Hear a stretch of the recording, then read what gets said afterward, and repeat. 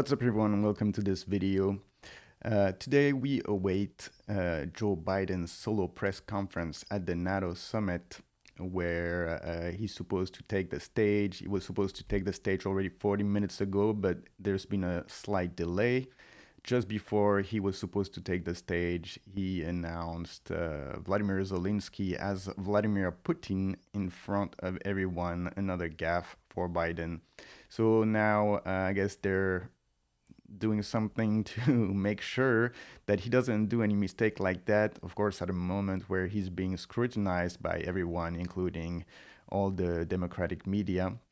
And so while we wait for him to take the stage at the NATO Summit, let's have a look at the CPI numbers that have been released today. But here's the news today. Inflation falls 0.1% in June from prior months, helping case for lower rates according to CNBC. The CPI declined 0.1%, putting the 12-month rate at 3%, around its lowest level for more than 3 years, yes. But we have to notice that the CPI has been stuck around the 3.5 range for several readings now. And it's not going under the 3%. And of course, 2% is the benchmark that the Fed wants the inflation rate at. And we're not breaking down below that 3%. Excluding volatility, food and energy costs, so core CPI increased 0.1 and 3.3 from a year ago. So core CPI not going down as fast. The annual 3.8 sliding gasoline price held back inflation for the month. And of course, Joe Biden has released another million barrel, I believe, from the National Petroleum Reserve ahead of the 4th of July to make sure that people were not upset by gas prices. Months inflation rate did process time. So here it is, guys. You can see, yes, we went very high on this inflation, but now we're stuck and we're basing at 3%. We're not breaking under the 3%. And of course, everybody's already talking about a rate cut and everybody's going crazy about a September rate cut. Let's not even get into the political considerations of a pre-election rate cut. The Fed trying to boost maybe somebody's chances before the election, but would that really do something if the Fed was to juice up the market before the election? Are people really going to change their mind considering everything that's been happening, for the last 2 years or 3 years, and the crazy inflation and the crazy destruction of wealth that has been happening for Americans? Would juicing the market just a couple of months before the election swing it in favor of Biden? It's very, very doubtful.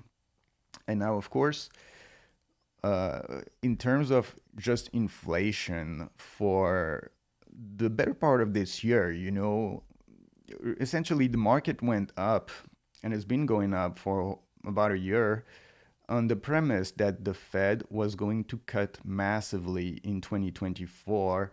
So during the whole year of 2024, the market has been going up on expectation, rate cuts are imminent.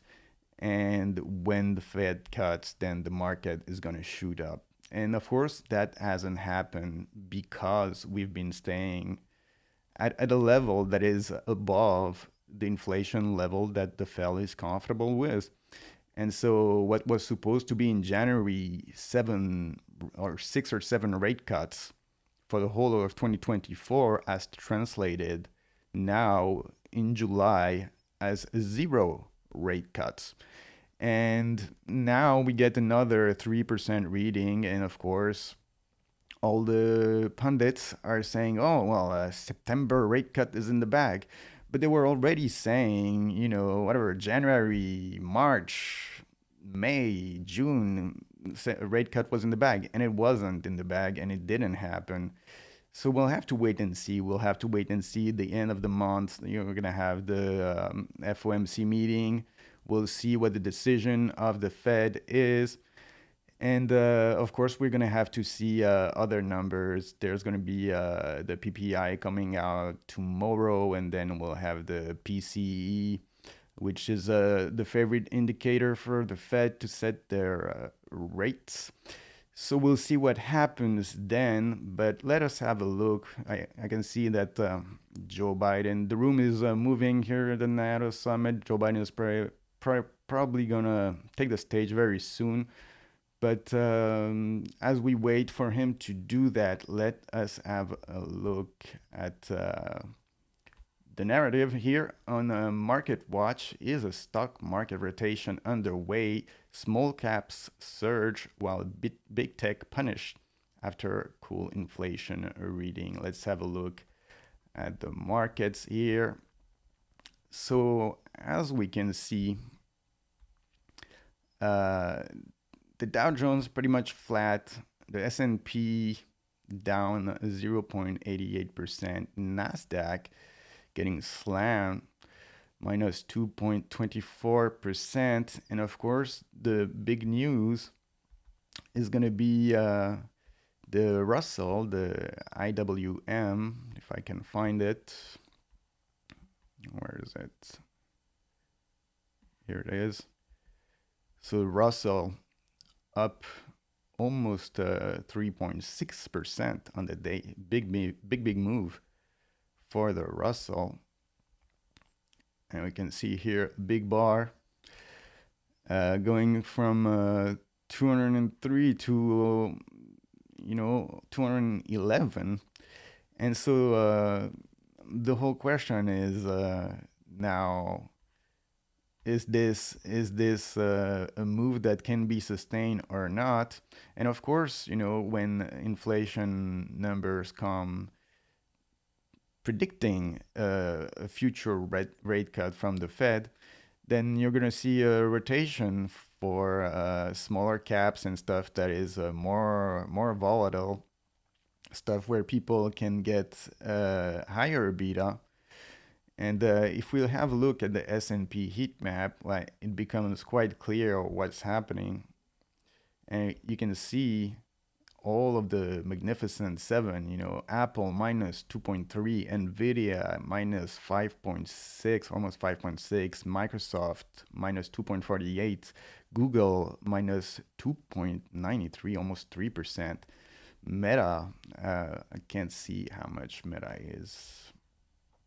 Let me pull that out for a second. Meta minus 4.11, Tesla minus 8.44%, and Amazon minus 2.37%, while the rest of the market is pretty much green. And so it clearly shows that there is a rotation. And of course, it sort of makes sense, right? If during the time where everybody was worried about the state of the economy, really, because the rates were staying high for so long, the Magnificent Seven, those big cap, large cap tech stocks went up because everybody thought, okay, I don't want to take a risk on the rest of the market, and I want to be sort of protected betting on those big companies because they would fall less if something happens in the market. Well, the day when everybody's talking about rates going down, then people would rotate from these saying, oh, well, the market is going to go up because the Fed is going to lower the rates. And so I need to move from those large cap that have already been running all year long into the smaller caps that have not been running as hot and have a chance now to catch up to those large caps. And while you might think, oh yeah, that's logical, that makes total sense. Well, yeah, that's exactly what would happen at the end of a bull market, at the end of a bubble, where people would go from the large cap that have somewhat solid earnings and are solid company into the absolute crap, and try to gamble and make a quick buck. And that's exactly what you would happen probably before there is a substantial correction. And of course, this is always how it happens, right? In the Fed tightening cycles, where at the end of the cycle, when they lower the rates, everybody, think, oh, well, now the Fed is going to juice up the market, and that's where the economy dumps. But of course, right now, the main narrative is still the soft landing, that the Fed is going to magically manage to cut rates exactly at the moment where the economy is going to be softening, and that they're not going to cause a recession, and they're also not going to cause inflation to go back up, and that they're magically going to find the perfect numbers and the perfect settings and the perfect time to cut rates for the economy to completely, deal with this inflation problem that we've had for, the major part of the last 4 years. Yeah, in a magical way. It is just what it is. It's really magical thinking. It never happens this way. The Fed never gets it perfect, and it always goes either side of the balance, right? Either they're gonna cut rate too early or they're gonna cut rate too late, and either it's gonna be a inflation that's gonna come back or it's gonna be a recession. And we'll see what's gonna happen here. So now everybody's talking about a September rate cut, which we'll see. We will see what happens. Maybe they will even do it earlier. But if you remember, when the Fed was at the rates at zero or near zero, they stayed with low rates for a long time. Even when inflation started raging, they kept the rates at the bottom. When everybody was saying, "Hey, look, this inflation is not normal. You should be raising rate," Jerome Powell was saying, "Oh, this transitory inflation, and don't worry, it doesn't matter. It's gonna go down on its own." And of course, it didn't, and that they had to raise rates. But at that time, the bias was on keeping the rates low, and that's what they always love to do, of course, because the Fed likes to juice the markets. And so when they have a bias, when the rates are low, their bias is going to be, we're going to keep them low as long as we can until we can't. And you can assume that this time is going to be the same type of mindset. The mindset is going to be, let's juice the market. And so when they're going to cut rates this time, they're going to cut rates early because they're going to want to juice the market as always. And that would create, of course, an inflation cycle like we've seen in the 70s and the 80s, where inflation comes back in waves, right? Because they're going to say, oh, the job is done, we've vanquished inflation, and let's go, let's cut rates, and that will fuel up inflation again, because ultimately there's just so much money slushing around that they're never going to be able to deal with the problem of inflation until they get a major recession. And who knows what happens. And there's is this Joe Biden giving his thing? Let's see. Let's cut to them. Had seen essentially Biden two times looking worrisome to him. So he felt that he could not, So they still don't have Joe Biden. Now we're about an hour late, and they're giving us some B-roll of Joe Biden because for an hour now he's not been speaking when he was supposed to, when he was scheduled to. And it really makes you wonder, like, what is up with this guy? Like, who is late for an hour at such an important press conference after making a gaffe like that, calling Vladimir Zelensky Vladimir Putin? But anyway, let me go back to what I was saying here. Yeah, the Fed is most likely going to have a bias in trying to juice up the markets. And of course, there is a political consideration to this, right? And of course, there's been comments by Donald Trump in regards to Jerome Powell, how maybe he would just fire him if he was president. And, if you're Powell and one candidate has said, oh, I'm going to fire this guy, then why would you be nice to him? And of course, all the establishment has really a stake in this game, even though the Fed is supposed to be, politically neutral, or at least not get involved in politics. Everything that we've seen over the last, 4 years from this Fed has been, it has completely shattered this narrative. Is this it?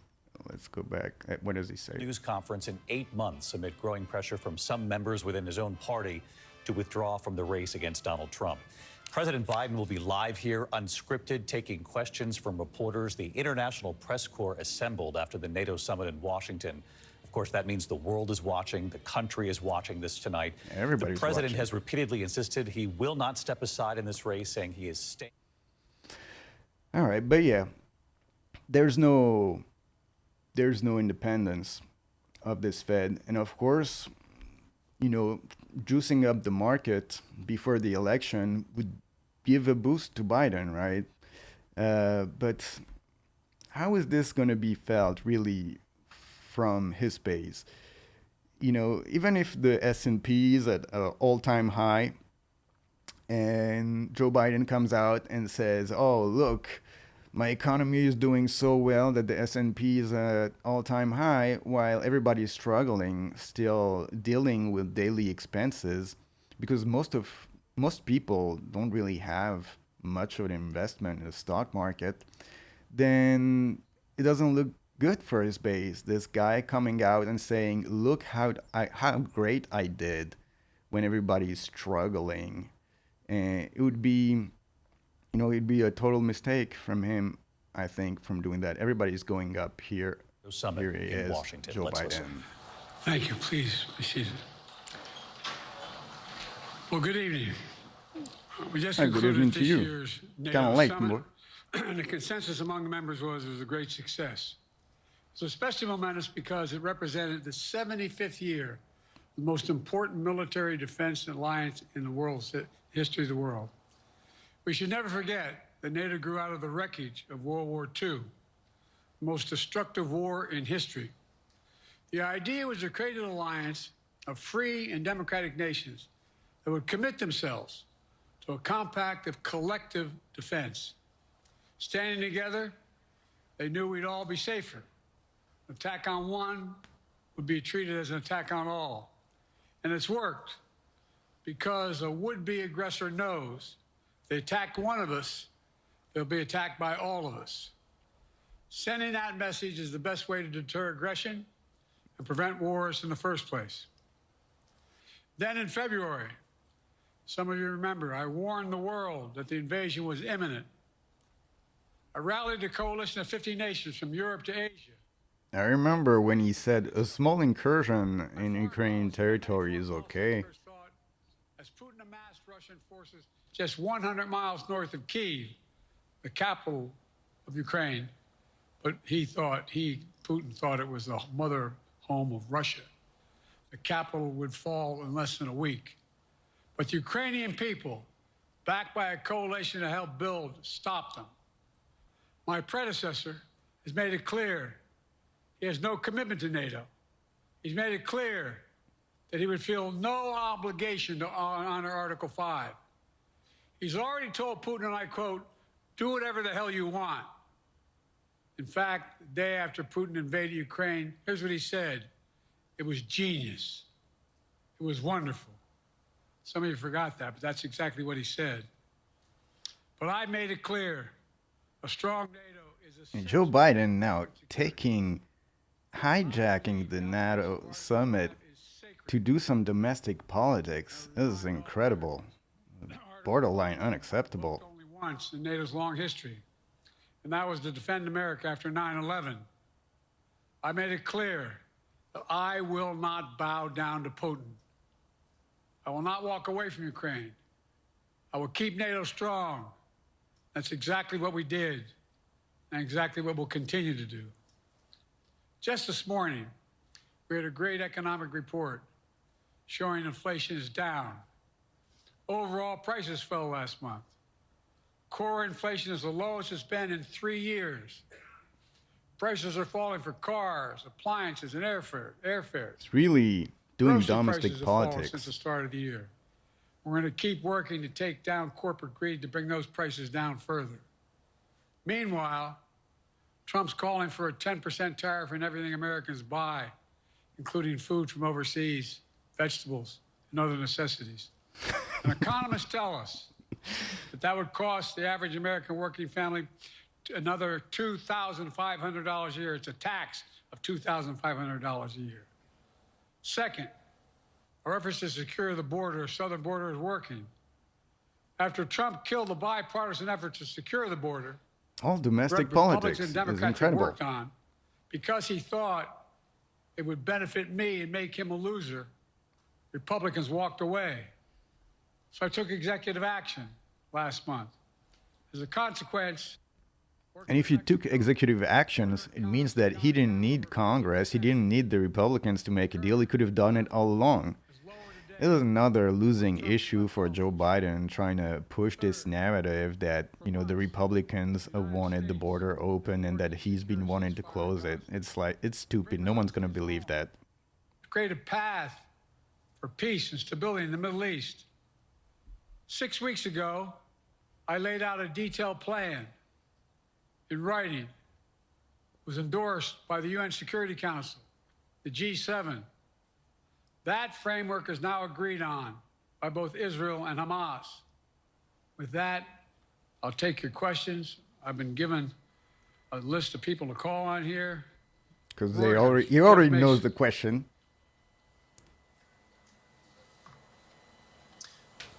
Mr. President, your political future has hung over the NATO summit a little bit this week. Speaker Pelosi made a point of suggesting that your decision on whether to stay in the race was still open. George Clooney and a handful of lawmakers have called on you to step aside. Reuters is reporting tonight that UAW leadership is concerned about your ability to win. UAW just endorsed me, but go ahead. Thank you.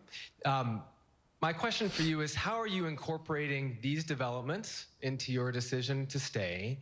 And separately, what concerns do you have about Vice President Harris's ability to beat Donald Trump if she were at the top of the ticket? Look, I wouldn't have picked Vice President Trump to be vice president, but I think she's not qualified to be president. So let's start there. Vice President Trump. Number one.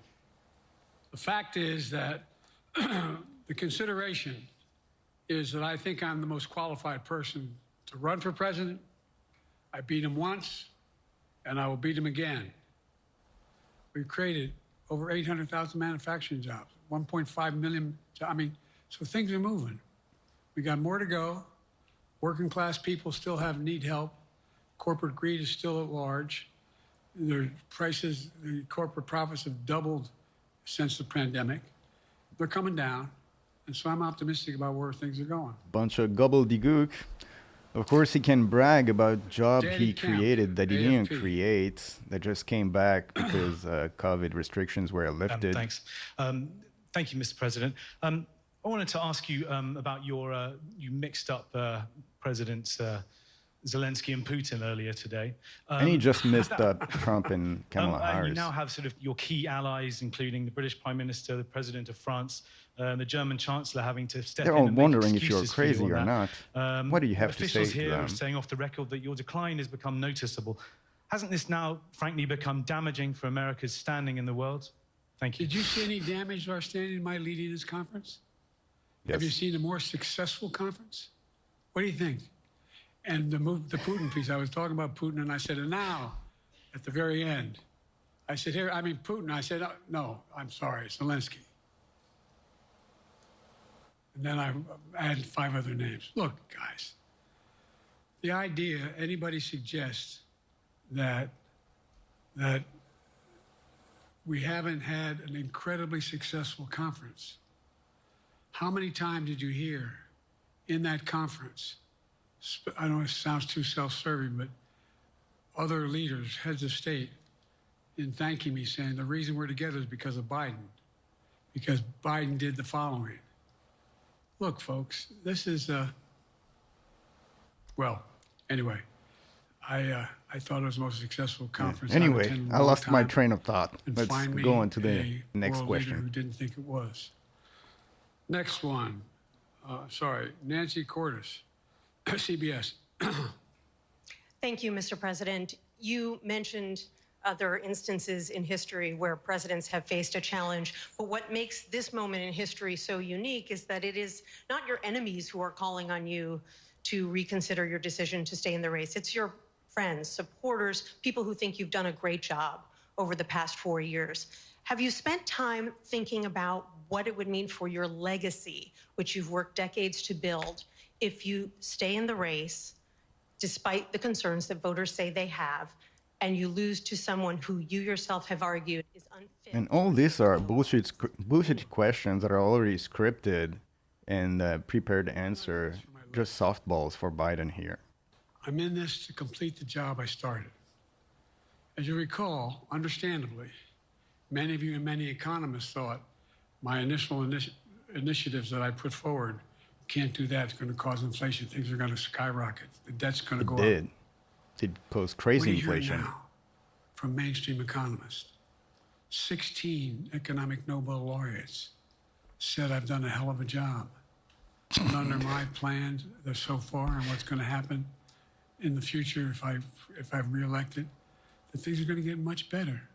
Our economy is growing. I was determined when I got elected to stop the trickle-down economic theory. And as we said earlier in this video, this is a losing issue for Biden to pretend to brag his economic record, saying, "Oh, I did great," when no one is thinking that.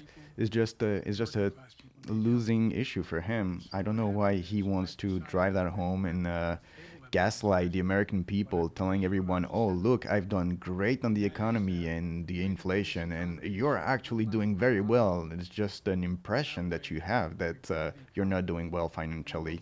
It's not something that you should brag about. It's something that you should try to move on from and bring it on other subject, but that's not what he's doing. And so we got more to do, though. We got to finish the job. And guess what? We had the Treasury Department do a study. When unions do better, everybody does better. Everybody does better. And we talk about how, for example, when I went, remember when we talked He's still going for that whisper. It doesn't, I don't know who's told him you should do that in his communications team, but it's a terrible, terrible thing. It makes him sound just crazy. Send the product over there and import what the product was. We've invested, there's over $50 billion in investment in computer chip manufacturing just coming into being. None of you thought that would happen. None of you thought that would happen. But it's happening. It's happening. Actually, everybody thought it was going to happen once he gave like 30 billion or 40 billion or whatever it was. Matter of fact, there's as much in red states as in blue states. I've made no distinction. So my generic point is that the idea that we can't continue to build and grow the economy, make it fairer. Like I said, from my standpoint, when the middle class does well, that's when they pull economy. And of course, all this is BS. And, you know, it's not hard to brag, to do public spending. Anybody can do it, right? Let's see, there's a new question. Day one. Can you elaborate on that? What is it about her attributes and her accomplishments over the last 4 years that make her ready to serve on day one if necessary? First of all, the way she's handled the issue of freedom of women's bodies to have control over their bodies. Secondly, her ability to handle almost any issue on the board. This was a hell of a prosecutor. She was a first-rate person, and in the Senate, she was... All right, now he's going to just talk Kamala. We don't care. But to come back to the previous issue, it's very easy to say, oh, I'm creating jobs and I'm bringing tech to America when you're spending public money. But the problem is that that money is not something that you get from tax receipt. That money is borrowed. And Joe Biden has spent so much that he's tapped out America from, the market credit card. The bond market is not going to give him money at this kind of rate if he's going to have that kind of deficit. And so if he was to do a second term and try to do the same type of policies, it wouldn't work, just because interest expenses would be such a big item in the budget that he wouldn't be able to spend money like he was on all those crazy programs like the Inflation Reduction Act or the CHIPS Act or all those trillion-dollar budget spending programs that he has done. That's not going to happen in a second Biden term, so he can pretend, oh, I did that and I'm growing the economy. Well, no, you didn't grow the economy, you just grew public spending, and that's not something you should brag about. On the contrary, that's something that's negative for the country. My schedule has been full bore. Thank you, Mr. President. Be nice, David. Mr. President, the NATO declaration that was issued yesterday was very notable because it described China as a decisive enabler of the war in Ukraine for its provision of critical goods to the Russians. That's part of a broader partnership that seems to have cemented in place in the past 2 or 3 years. I think one that you were a little bit doubtful of when we asked you about it some time ago. So I'd be interested to know whether you have a strategy now of trying to interrupt the partnership between China and Russia. Good luck. And whether or not in a second term you would pursue that, if you could describe that strategy to us. And along the way, could you also tell us whether you think, just to follow up on Felicia's question, that if you were in a room with Vladimir Putin again, the way you were 3 years ago, or with President Xi, that a few years from now you will be able to go negotiate with them, handle them one-on-one?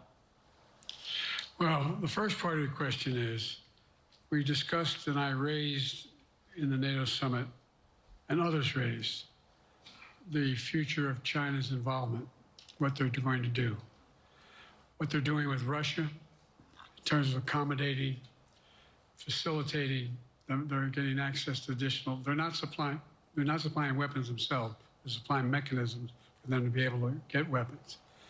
And China's position is basically, and I've spent more time with Xi Jinping than any world leader has, over 90 hours since being vice president all the way through, for real.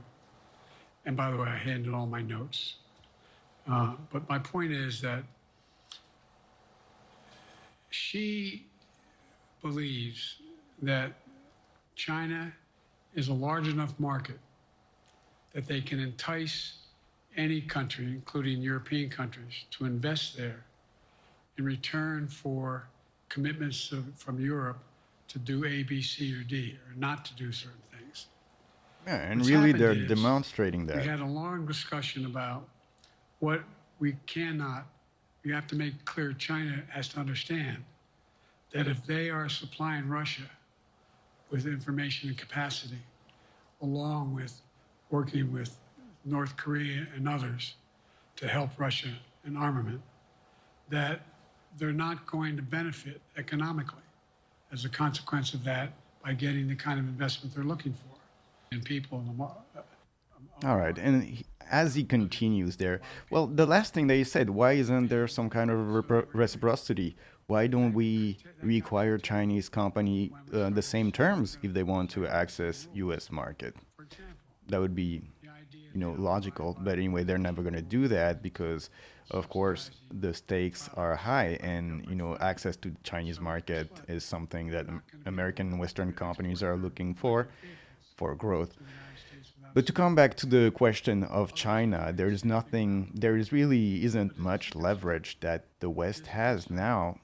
The West is in a situation where they cannot deal without China because China has all the production, all the manufacturing and industrial capacity in the world, and it cannot be replaced overnight by the Western world. And so while Europe is not getting cheap Russian energy, China is bringing it all in and then creating value and then selling their stuff in the Western markets. There is no leverage that the West has on China, and China having,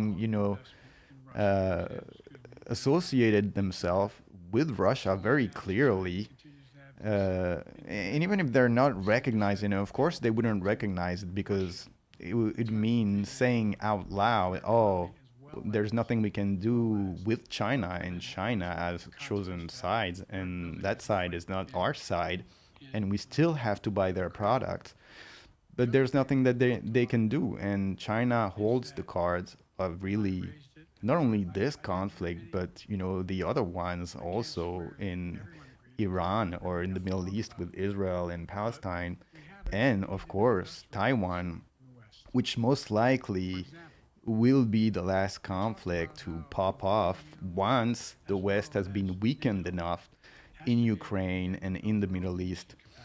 But the real question is, when is the West going to confront China on this issue?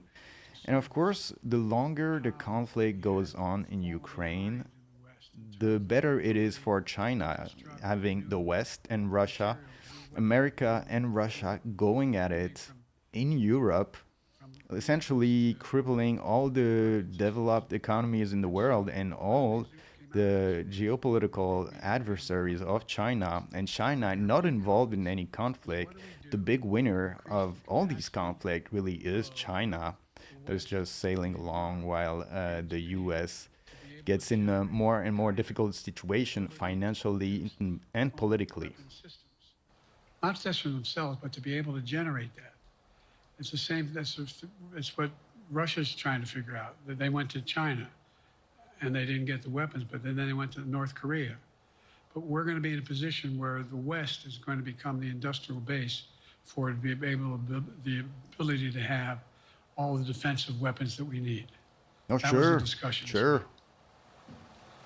President, I'm not sure you answered on whether you would be ready It's just to go deal magical with Putin thinking. and Xi 2 or 3 years from now. I'm ready to deal with them now and 3 years from now. A lot can happen. But I think I'm the best I believe I'm the best qualified to govern. And I think I'm the best qualified to win. But there are other people who could beat Trump too. But it's awful start from scratch. And, we talk about, money raised. We're not doing bad. We got about $220 million in the bank. We're doing well. So with that, you have any want to follow up on any of that you just asked me? Yes. You earlier explained confidence in your vice president. Yes. If your team came back and showed you data that she would fare better against former President Donald Trump, would you reconsider your decision to stay in the race? No, unless they came back and said, there's no way you can win. Me. No one's saying that. No poll says that. Mr. President. Okay. Thank you. This ends tonight's press conference. Peter Doocy didn't get a question. He's standing up and he's screaming. This concludes. Respectfully, earlier you misspoke in your opening answer. You referred to Vice President Harris as Vice President Trump. Right now, Donald Trump is using that to mock your age and your memory. How do you combat that criticism from tonight? Listen to him. This concludes tonight's press conference. Thank you, everybody. Thanks, everyone. What? One more extraordinary moment in this presidential campaign, and then we say this often, and we can't overstate it, that every day in the spotlight is another critical test for President Biden in this election, having given the debate performance that he did that was so highly criticized afterwards.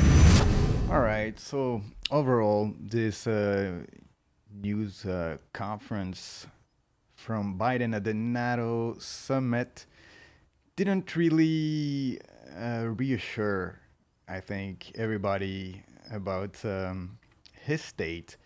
He made, of course, he was very late after making a mistake and calling Vladimir Zelensky Vladimir Putin.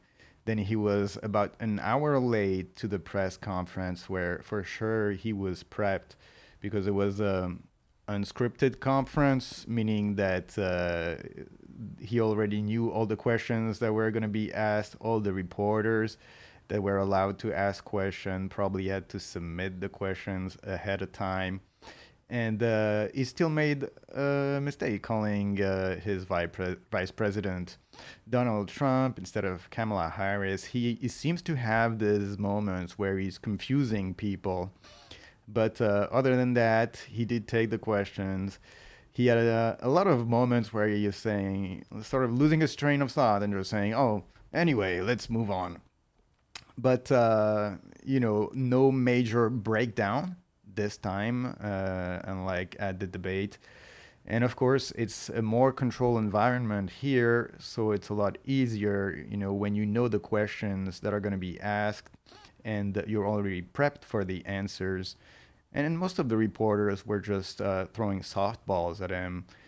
So no major breakdown for Biden on this one. This press conference is not going to do much. It's not really going to reassure, I guess, his part of the Democratic base that is doubting his ability, because he's still making mistakes and he still looks disoriented. He still looks unsure of what he's saying, and it doesn't reassure at all.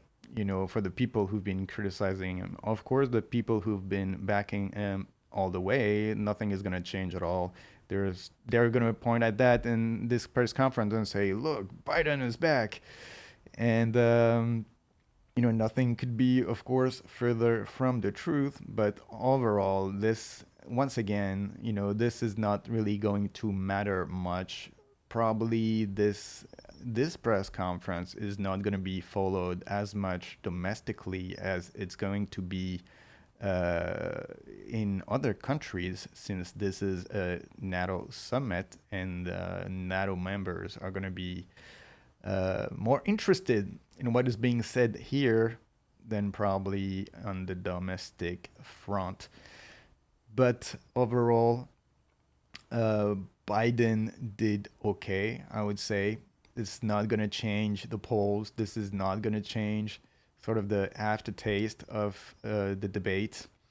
Biden is going to need a lot more press conferences, and he's going to need a lot of events for people to forget the debate. And of course, it's not really going to go that way, because the debate was followed by 40 or 50 million people in the US, and none of these press conferences are going to be followed like that. So it's going to be very hard for him to change sort of the mood and the idea that people have of him being unable to even finish sentences. But that's it for Biden. The news of the day, of course, was the release of the CPI numbers. CPI were pretty much in line with the estimates. Year on year, we are at 3.0, still not breaking down under the 3% for the CPI. Word sort of on the pundit circle is a September rate cut. And we will have to see in further events in the economic calendar if this is confirmed or not. FOMC meeting at the end of this month. There's going to be PPI numbers that are going to be released, PCE numbers also that are going to be released, that are going to be more indicative of what a Fed rate decision would be at the end of the month.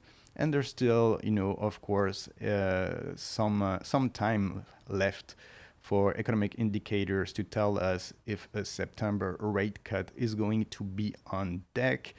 The market's reacting. We're seeing a rotation from the large caps to the small caps and medium caps. The S&P going down and the Russell being up a bunch. And, as I've said earlier in the video, this is what happened late in bubble cycles. So, none of this is financial advice, of course, but you have to be careful, and you have to keep in mind that, in previous cycles, when the Fed starts to cut, that's when the market starts to dump. And the reason for that is that the Fed is not cutting rates to be nice to you or to be nice to the market. They're going to be cutting rates because the economy is going into a recession. And of course, they want to counter that. That being said, as I've mentioned already, keep in mind that the Fed is already always on the side of juicing the markets. And when the rates were low, the Fed was late to raise the rates. And of course, because they want to juice the markets. And this time, now that the rates are high, the Fed is most likely going to be early to lower the rates in order to juice up the markets. But who knows really about the accuracy of the timing of the Fed rate decision. It's very unlikely that they can manage their soft landing that they've been dreaming for so long. But of course, it cannot be completely ruled out. That being said, my guess it would be that they would cut rates early and then would probably go on to see another inflation cycle. But of course, that needs to be determined. And we also have to think that there's political considerations here for the Fed, and that they are not the independent institution that they pretend to be. And they definitely have someone who they'd like to see in the White House. And so September, a rate cut for the Fed would seem like something that, people have been talking a lot about it. It seemed at some point earlier in this year that there was not going to be any rate cut at all. And, that the Fed wouldn't be able to cut rates, just in October, because it would seem like it would be a political move. So September could be, sort of the right moment for them to do it, early enough to not be 100% perceived as a political move, and late enough so that it doesn't jack up inflation right away, and so that there is not a lot of time anyway for people to realize, oh, the Fed is this time too early again. But we'll see. Maybe they're late. It's hard to tell because most of these economic indicators are lagging, and it's really hard to determine what the fate of this market is going to be. But anyway, be careful and, be sure that you protect yourself in a market that is really in a late stage of what really seemed like a bubble. Anyway, thank you for watching this video. If you stayed all the way, don't forget to like and subscribe, and I will see you on the next one. Hit me with that like, and sub to the channel. Hit me with that like, and click the effing bell. Click that bit, alright. The algo recommends, for she gon' like. The algo knows you well. Hit me with that like, subscribe to the channel. Hit me with that like, and click the